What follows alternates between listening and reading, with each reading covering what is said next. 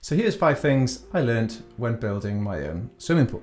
So a few years after building this pool and using it for quite a while, I thought I'd follow up with a few things that I've learned from the project. But before I start, I'd just like to say that this small pool is fantastic. It brought family and friends together with plenty of pool games, pool parties and barbecues. We used it from April to October, and I did end up buying a heater to get as much use out of the pool as possible. So what I would have liked to have known before I started building the pool. Okay, number 1, over-dig. This was probably my biggest learning from the actual build itself, and I did end up having to do quite a bit of extra digging on the pool sides to accommodate the pipework when the walls were built.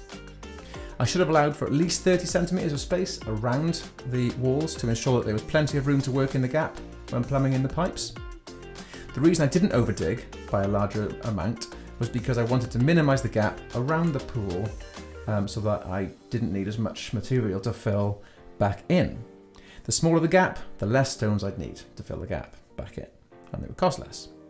I dug most of the pool by hand, but I did get a digger in for the last bit of rock, and that digger could have just scraped the sides a bit and saved me a lot of time trying to dig in a small hole and get the material out when the walls are built.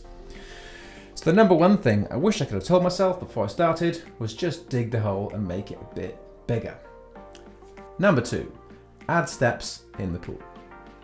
So to keep things simple initially and to keep costs down, I didn't build any steps into the pool.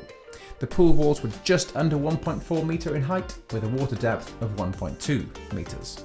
Not having steps did make it more difficult to get out, and some people did need assistance.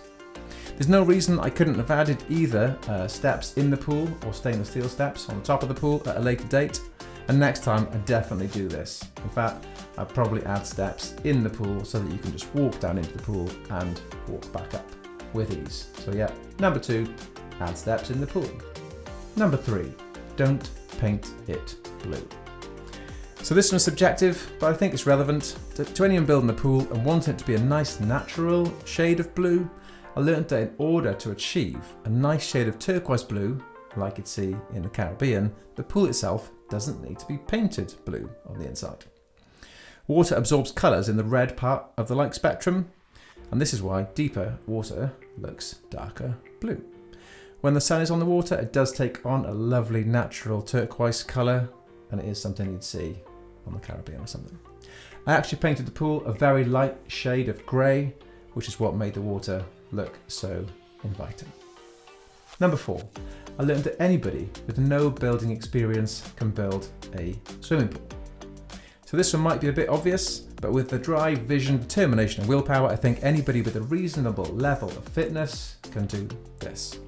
Granted, I did need to enlist a structural engineer to help with the calculations, and I also needed an electrician to connect up the electrics, and I got someone to help with the digging, but everything else I did myself. But if you've got the vision and determination to do this, then I think it can be done. Number 5, keep it simple. So this pool was rectangular with no curves, and it was a constant depth. This made digging the hole, laying the floor slab and building the walls so much easier. I also minimised the number of pipes that went into the pool for the filtration and the heating system.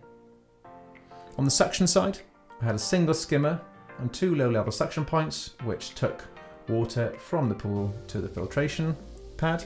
And on the pressure side, the cleaned and heated water had 2 return jets on either side of the skimmer pointing downwards, which brought the clean water into the pool, and this was fine. It all circulated without any real issues.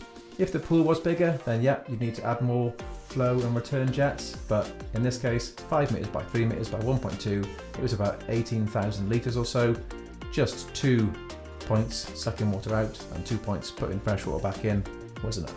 So in conclusion, that was 5 things I've learned from this pool. The circumstances have changed and I've since moved house and I'm currently halfway through building my next pool. The pool I'm currently building is going to have lower running costs and it's slightly larger and it will come in a bit more in terms of costs than this pool.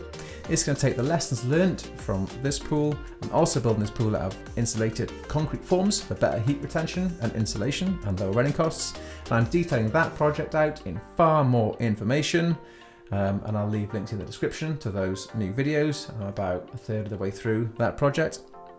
So that's the top 5 things that I learnt when building my own swimming pool, and I'm sure I'll learn a lot more when building my new pool. Thanks for watching, and I'll see you next time.